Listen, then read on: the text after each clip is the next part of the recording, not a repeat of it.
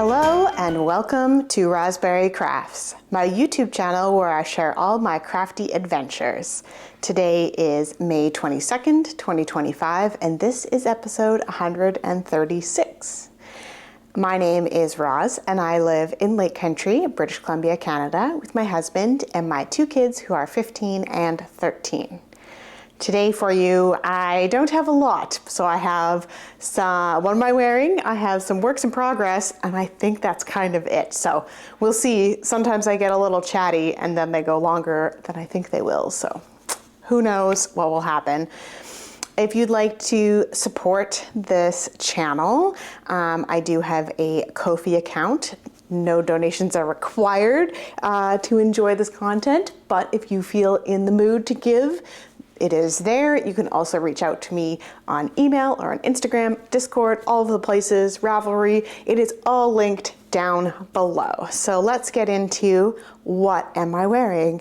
Today I am just wearing a cowl. It started off really chilly this morning. I have a feeling that I'm going to ditch it pretty soon now that it's lunchtime, but we'll see. This is the Secret Skein, I think it's just called Secret Skein, but it is a cowl, by Stephanie Lotvin, who is Telly Bean Knits, and it is out of some Flock Fiber Studio Lone Pine singles in the Blueberry Girl colorway. My notes are down here today in case you couldn't tell, that's what I'm looking at. So it's like kind of a pale blue with like speckles of darker blue and purple in it. So it goes with a lot of things in my wardrobe. I also like this kind of cowl because it fits closely to the neck, but it also has some pieces that hang down. It goes into a point at the bottom. I don't want to move my microphone too much, but there we go. And yeah, I reach for this type of cowl a lot. It fits nicely under a jacket. It stays put. It looks like a triangle shawl without all the extra bulk. Yeah, I've been thinking about other ones like this that I can do. I really like them. That's all I have to say about that. I don't have any finished objects this week, probably because I've started so many projects, but I have some progress. So first we're going to start with my socks. I just worked on one pair of socks this week, although I do have two on the needles. And this is I'm calling my brown gray marl socks. And I'm using a new to me heel pattern, but it is technically an afterthought heel or a short row heel. No, it's not an afterthought heel. What am I saying? It is a short row heel. And I did use the other end of the ball so that the striping is continuous on the front of the foot. There are two of them. I have done both the heels. This heel pattern that I used is Mina's vanilla sock recipe, and Mina is the knitting expat, and she has a lot of sock designs. She knits a lot of socks. And she also has, some really cute kids wear and stuff. You should definitely check her out. She is also here on YouTube if you're interested in seeing some of her. She does more like vlog style stuff, less kind of episodic stuff right now. She has two little kids, just how life is sometimes. Anyway, this yarn is Patton's Croy Sock in the gray-brown marl, which is color 55048. But yeah, I'm very excited about these. They are super fun, and I'm excited to try to see how this heel fits. The one thing about a short row heel, I find that then the top of my foot, like just above the arch there, the sock can be quite tight. And this one has what she calls a mini gusset. So you can see there's like a little bit of a weird kind of, there's a bit of extra bit in there. Anyway, so she has it for toe up and cuff down with this mini gusset kind of thing. I have her traveling socks book, so 8 patterns from different places that she has lived or visited in the world, and fun patterns, but this time just went with the self-striping. So I am using my yarn cozies. Look at that. So that's super fun, keeping the balls separate and yet together.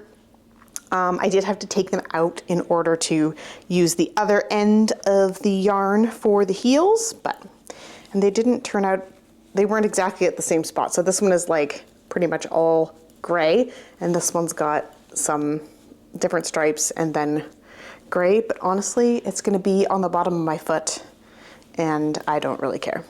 But I am happy about the matchy-matchy stripes.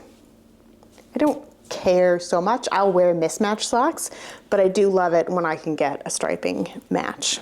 So that's in my on-the-go knitting bag, and yeah, I have definitely been working on those a lot. It's kind of been my meeting knitting or waiting for children knitting, so those have gotten a lot of work on them, and I have a feeling they're going to be finished off pretty quick, which is exciting because then I can get to the other pair of socks that I started with some gray and pink yarn. I love gray and pink. It's a great combination.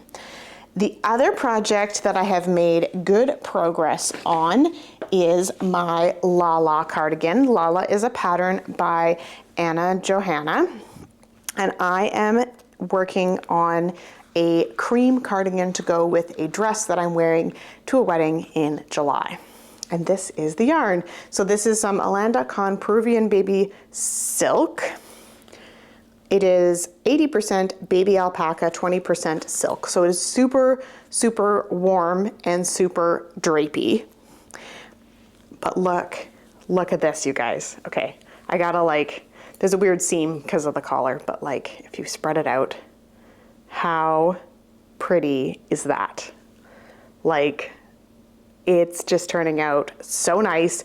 Even the seam in the back where I did the provisional cast on, like, it looks really good, you guys. Anyway, so I'm well on my way. I've got the pattern in hand, I think. I've got all my markers set up. This is taking some concentration to do it, so it's not autopilot knitting, but I'm happy with it. I've ordered some new needles. I know, you should not change your needles mid-project, but I'm finding that these needles, the needle tips, let's see if we can show them, they're just not sharp enough. They're quite blunt. So I've ordered some Chaogus. They should be here tomorrow. I think it'll be fine. And if it's not, I'm just gonna go with it anyway. I just have a bit of the back collar done. No one's gonna notice. So there we go. That is some progress on my cardigan. I think starting a project, especially one that has like provisional cast on and you have to do this many rounds, this many times, and then pick up stitches. I knew the beginning was gonna be complicated. And so yeah, I spent some time just focused on it, getting it done, sitting by myself with none of my family around. I also use Knit Companion on my computer, so then it requires a bit more of like a space around me where I can have Knit Companion up on my computer. I can have this giant basket of all my goodies and my needles and all the notions that go with it and all of that kind of next to me. So it kind of, you know, requires a bit more setup and concentration. But now that I have it kind of more going, I feel more comfortable kind of just picking it up and going. I did end up printing off some of the charts. So I have like what I'm currently working on, and because there's like chart in the PDF. And so then I printed it off so it's like chart like this, so that it has a bit more of a flow to it. I don't know if that'll, and it's on a piece of paper, like a piece of cardstock, so I can not have my computer with me all the time and kind of refer to that. So hopefully that works better and I'm able to work on this a bit more. I really, really want to make some good, significant progress on this. I am also feeling a bit of the crunch of make something for teachers for the end of the year. Their last dance classes tonight, so I've got some things in the gift bin to give to their teachers, but I have to put it together, and then before you know it, it'll be the end of the school year, and yeah, so watch this space. I guess that's kind of next on my needles. And that's it for what I've worked on. I have no new stash. I have no events currently going on.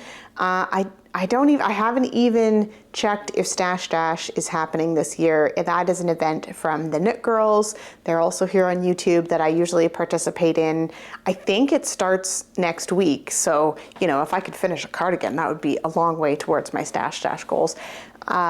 For me, it's just a way for me to kind of track what I work on through the summer and kind of see what it is that I finish or don't finish and how much I finish in that smaller time period versus I do track through the whole year how much in and out, so how much I've completed in the year.